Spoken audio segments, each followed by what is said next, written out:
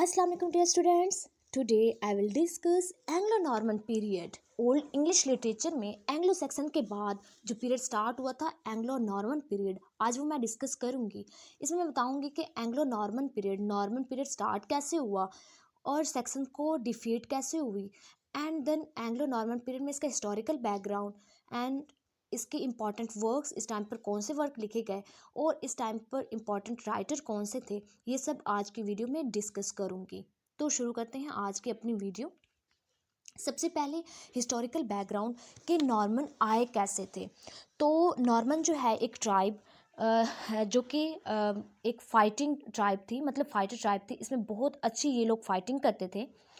ये सबसे पहले इंग्लैंड नहीं आए, इनने डायरेक्ट इंग्लैंड पर अटैक नहीं किया, बल्कि ये पहले फ्रांस गए। इन्होंने फ्रांस पे अटैक किया। वहाँ फ्रांस का उस टाइम पर किंग था चार्ल्स, तो वो इससे कमिटमेंट करते हैं, यानी नॉर्मन से। अब नॉर्मन का किंग कौन था? William first. विलियम फर्स्ट जो था ये नॉर्मन का किंग था।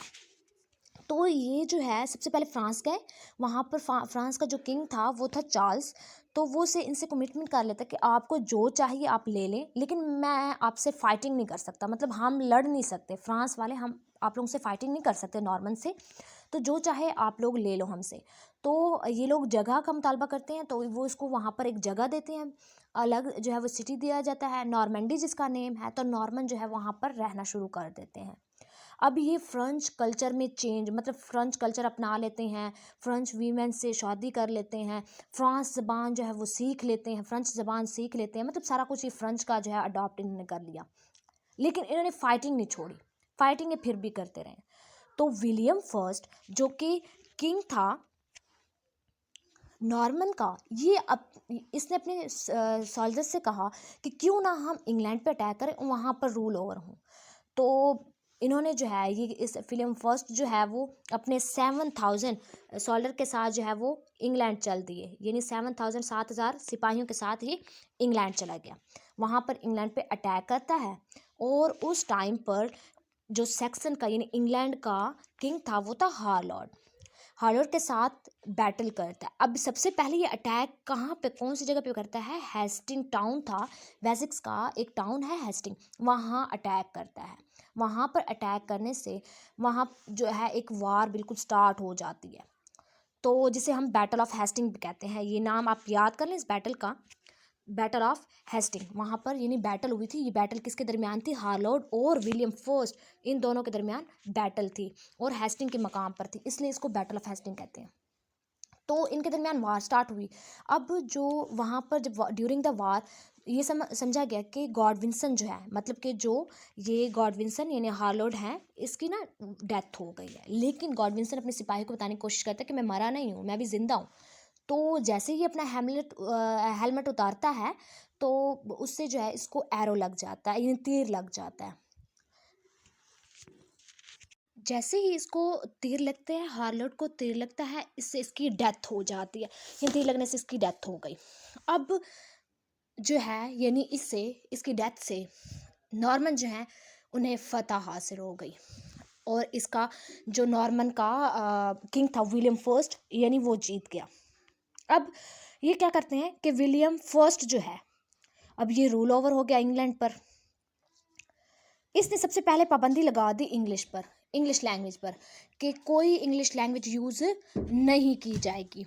यानी एंग्लो सेक्सन तो इंग्लिश लैंग्वेज लेके आए थे, लेकिन इसने इंग्लिश लैंग्वेज के बजाय नॉर्मन फ्रेंच लैंग्वेज जो है वो मुतारिफ करवाया, यानी इसकी जगह, इंग्लिश लैंग्वेज की जगह नॉर्मन और फ्रेंच लैंग्वेज जो है वो यूज़ की जाएगी। स्कूल और कॉलेजेस इस टाइम पर सेटअप हुए, मतलब कायम हुए, और इसने स्कूल कॉलेजेस में से इंग्लिश लैंग्वेज को बिल्कुल रिप्लेस कर दिया और उसकी जगह नॉर्मन फ्रेंच ले गए। अब टोटली तो मतलब कि एक चीज़ ख़त्म नहीं हो सकती, क्योंकि वो स्टार्ट से इंग्लिश सारे लोग बोल रहे थे, तो इंग्लिश के अंदर फ्रेंच मिक्सअप हो गई। यानी जो न्यू लैंग्वेज आई वो क्या थी? फ्रेंच इंग्लिश मिक्सअप था, उसका मिक्सचर था। इसने नॉर्मन और फ्रेंच लैंग्वेज को जो है वो ऑफिशियल लैंग्वेज का दर्जा दे दिया और इंग्लिश लैंग्वेज को रिमूव कर दिया। इसके बाद ये जो है हमारे पास जो हार्लॉर्ड हैं, सॉरी विलियम फर्स्ट है, हार्लॉर्ड की डेथ हो गई ना, विलियम फर्स्ट का सारा कुछ आ गया। अब विलियम फर्स्ट जो है इसने कुछ चेंजेस ये लेके आया। चेंजेस मीन्स के पॉलिटिकल कुछ चेंज लेके आया। तो 1066 एडी में इसने क्रिसमस के मौके पर वेस्टमिनिस्टर अबाय में अपना क्राउन पहना था पहली दफ़ा। 1066 में क्रिसमस के मौके पर वेस्टमिनिस्टर अबाय में इसने अपना क्राउन पहना था। इसके अलावा इसने इंग्लैंड में बहुत ज़्यादा महल बनाए, नए नए महल जो है इसने बनवाए हैं, और मतलब इस तरीके से ये पॉलिटिकल कुछ चेंजेस लेके आया है।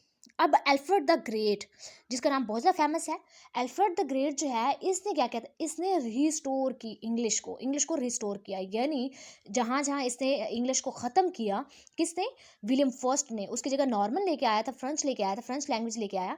तो ही इसने इंग्लिश को दोबारा रीस्टार्ट किया, हर अदारे में इंग्लिश को दोबारा रीस्टार्ट किया। अब ये काम किसने किया था, अल्फ्रेड द ग्रेट ने।